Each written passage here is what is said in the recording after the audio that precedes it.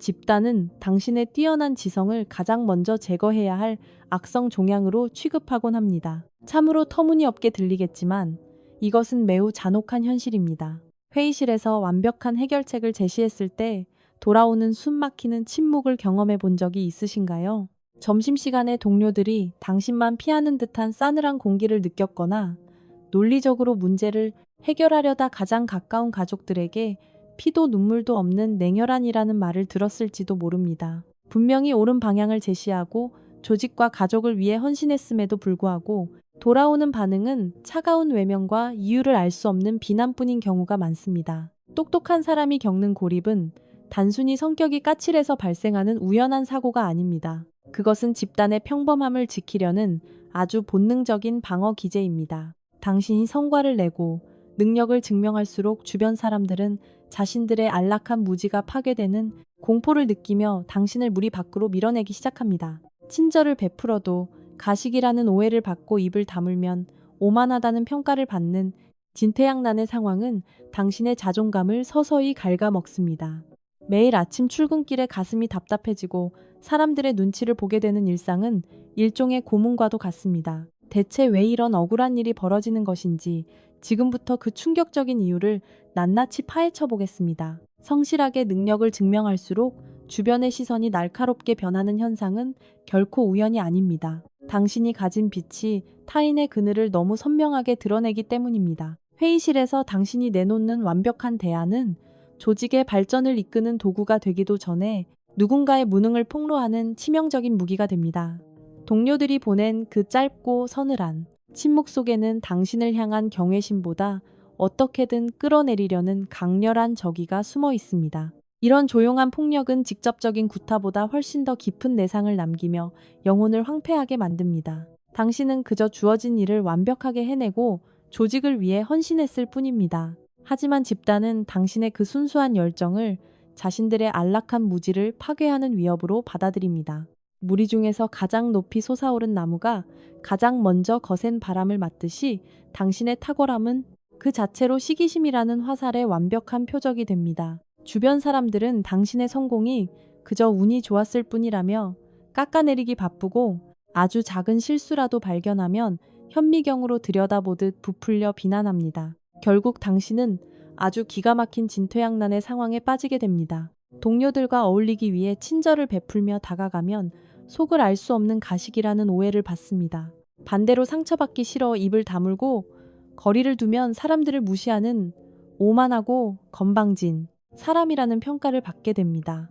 뛰어나다는 이유만으로 끊임없이 의심받고 배척당하는 이 끔찍한 모순은 당신의 자존감을 서서히 갉아먹습니다. 다시 한번 강조하지만 이것은 당신의 성격이 모나서 벌어지는 일이 결코 아닙니다. 단지 당신이 너무 밝게 빛나서 그들의 초라함이 들통났기 때문에 벌어지는 집단의 아주 이기적이고 본능적인 방어 기제일 뿐입니다. 우리가 겪는 이 기이한 소외 현상은 심리학적으로 매우 정교한 방어 기제의 작동 결과라고 볼 수 있습니다. 사회심리학자 레온 페스팅거가 제시한 사회 비교 이론에 따르면 인간은 끊임없이 타인과 자신을 비교하며 자신의 가치를 확인하려는 본능을 가지고 있습니다. 대부분의 사람은 자신과 비슷한 처지에 있는 사람을 보며 안도감을 느끼지만 당신처럼 압도적으로 뛰어난 존재를 마주하면 상황이 완전히 달라집니다. 당신의 존재는 주변 사람들에게 상향 비교를 강요하며 결과적으로 그들의 자존감에 깊은 상처를 입히는 방아쇠가 됩니다.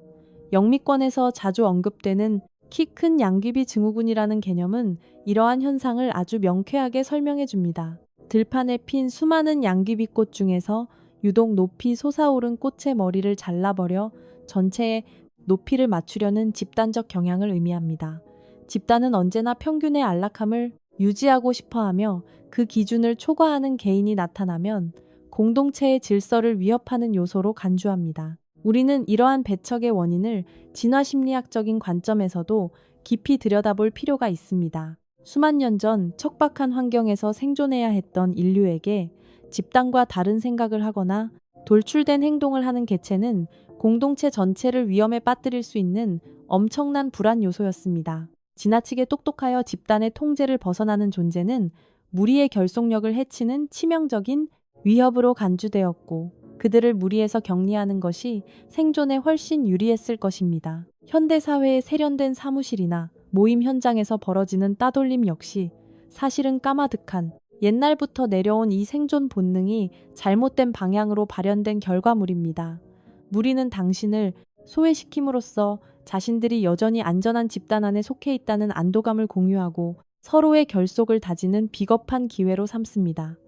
똑똑한 사람이 집단에서 느끼는 소외감은 당신의 인격적 결함에서 기인한 것이 아니라 인간이라는 종이 가진 원초적인 질투와 생존에 대한 두려움의 산물일 뿐입니다. 이제 우리는 이 심리적 현상이 뇌 구조 속에서 구체적으로 어떻게 구현되는지 과학적인 증거들을 살펴볼 필요가 있습니다. 사람들이 당신의 유능함을 마주할 때 그들의 뇌 속 깊은 곳에 위치한 편도체는 이를 단순한 정보로 받아들이지 않고 즉각적인 생존 위협 신호로 인식합니다. 마치 거대한 맹수를 만난 것처럼 말입니다. 뇌는 집단 내에서 자신의 서열이 밀려난다고 판단하면 행복 호르몬인 도파민의 분비를 확 줄이고 스트레스 호르몬인 코르티솔을 급격히 방출합니다. 당신의 똑똑함이 증명될수록 주변 사람들의 뇌는 화학적으로 심각한 비상사태에 빠지게 되며 이를 해결하기 위해 당신이라는 원인을 제거하려 듭니다. 여기서 가장 놀라운 과학적 진실이 등장합니다. 뇌과학의 연구에 따르면 타인에게 압도당하거나 자신의 부족함을 직감할 때 우리 뇌의 전대상 피질은 마치 뜨거운 불에 데웠을 때와 똑같은 강렬한 통증 신호를 보냅니다. 주변 사람들이 당신을 비난하고 깎아내리며 멀리하는 비열한 행위는 사실 그들이 느끼는 이 견디기 힘든 뇌의 육체적 통증을 잠재우기 위한 일종의 값싼 마취제 역할을 하는 것입니다. 상대를 끌어내려 나보다 낮은 위치로 돌려놓아야만 비로소 그들의 뇌통증 회로가 멈추고 안정을 되찾을 수 있기 때문입니다. 당신을 향한 그들의 차가운 공격은 당신이 무언가를 잘못해서가 아니라 그들의 뇌가 스스로의 고통을 멈추기 위해 아주 이기적이고 생리적인 진통제 처방에 불과합니다. 우리의 뇌는 객관적인 진실보다 집단 속에서의 안정과 서열 유지를 우선시하도록 설계되어 있습니다. 그래서 사람들은 정답을 말하는 당신을 따르기보다 다수의 평범함 속에 숨어 당신을 공격하는 편이 훨씬 뇌 보상 체계에 부합한다고 느낍니다. 당신을 공격하는 이들의 뇌 속에서는 지금 이 순간에도 자신들의 초라함을 가리기 위한 호르몬의 전쟁이 치열하게 벌어지고 있을 것입니다. 이러한 뇌과학적 원리를 이해한다면 그들이 쏟아내는 비논리적인 비난들에 일일이 대응하며 상처받을 이유가 전혀 없습니다. 인간은 이성적인 동물이라는 착각과 달리 아주 작은 심리적 위협에도 쉽게 무너지는 연약한 생물학적 구조를 가지고 있습니다. 당신이 겪는 따돌림은 그들의 뇌가 당신이라는 거대한 정보량을 감당하지 못해 내뱉는 일종의 시스템 과부하 현상입니다. 우리가 겪는 이 고립감은 단순히 개인과 집단의 심리적 갈등을 넘어 아주 오래된 문화적 굴레와도 깊이 맞닿아 있습니다. 한국 사회에서 예로부터 전해 내려오는 모난돌이 맞는다는 말은 당신이 겪고 있는 이 비극적인 상황을 가장 뼈저리게 보여주는 잣대입니다. 우리 사회는 끊임없이 남들보다 뛰어나야 한다며 최고가 되기를 강요합니다. 하지만 막상 당신이 피눈물 나는 노력으로 그 정점에 서게 되면 사람들은 갑자기 태도를 돌변하여 평범함의 기준을 들이밀고 당신의 발목을 사정없이 꺾어버리려 듭니다. 참으로 잔인하고 모순적인 세상입니다. 특히 직장과 가정에서 위아래로 치이는 중간 세대가 겪는 압박감은 상상을 초월합니다. 보수적인 윗세대로부터는 제발 튀지 말고 남들 하는 만큼 중간만 가라는 질책을 끊임없이 듣습니다. 동시에 당돌한 아래 세대로부터는 당신의 그 뛰어난 실력을 매 순간 증명해내라는 무언의 압박을 받게 됩니다.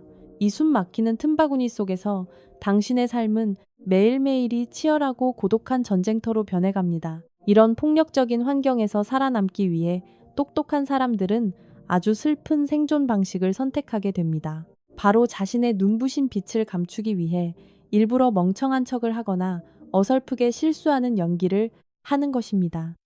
능력을 발휘하는 것보다 능력을 숨기는데 훨씬 더 많은 정신적 에너지를 소모해야 하는 현실은 참으로 참담합니다.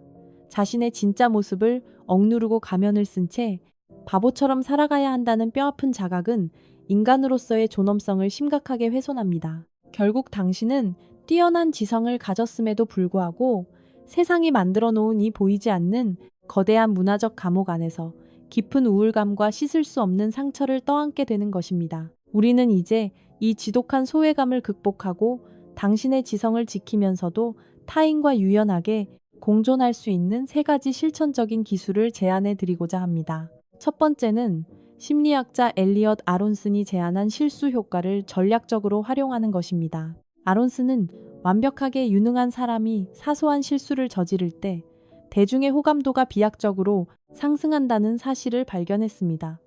직장에서 완벽한 기획안을 발표한 뒤에 제가 기계치라 이런 발표 장비를 다루는 게 제 본래 업무보다 훨씬 더 어렵네요.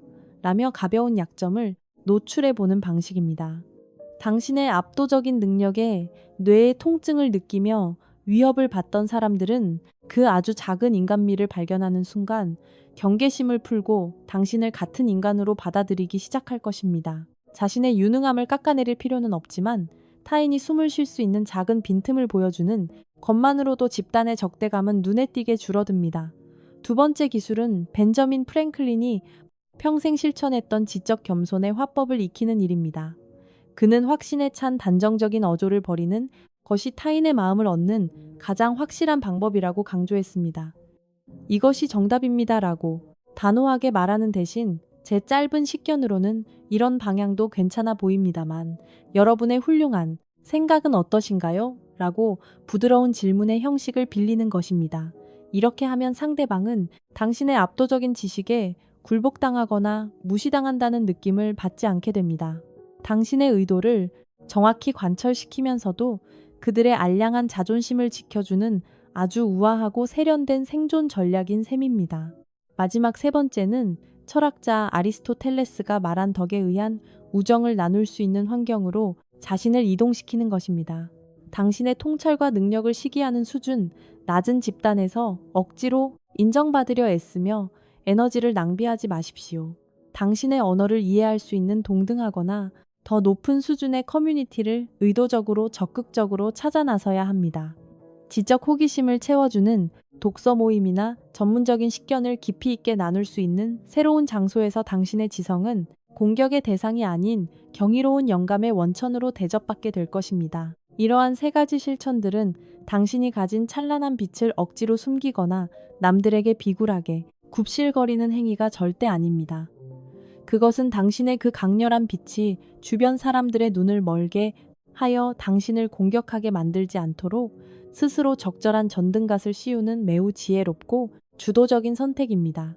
당신의 명석함을 무기로 휘두르지 않고 따뜻한 등불처럼 사용할 줄 아는 이 기술들을 일상에 적용하다 보면 어느새 당신 주변에 얼어붙었던 공기가 조금씩 부드럽게 변해가는 것을 체감하게 될 것입니다. 쇼펜하우어는 인간관계를 추운 겨울날 온기를 나누기 위해 모여든 고슴도치들에 비유했습니다. 너무 가까이 다가가면 서로의 가시에 찔리고 너무 멀어지면 추위에 떨게 되는 이 절묘한 거리 조절이 바로 우리 삶의 핵심적인 지혜입니다. 뛰어난 지능은 필연적으로 고독이라는 광야를 동반하는 숙명적인 선물과도 같습니다. 인간의 존엄성은 무지한 군중의 평가에서 나오는 것이 아닙니다.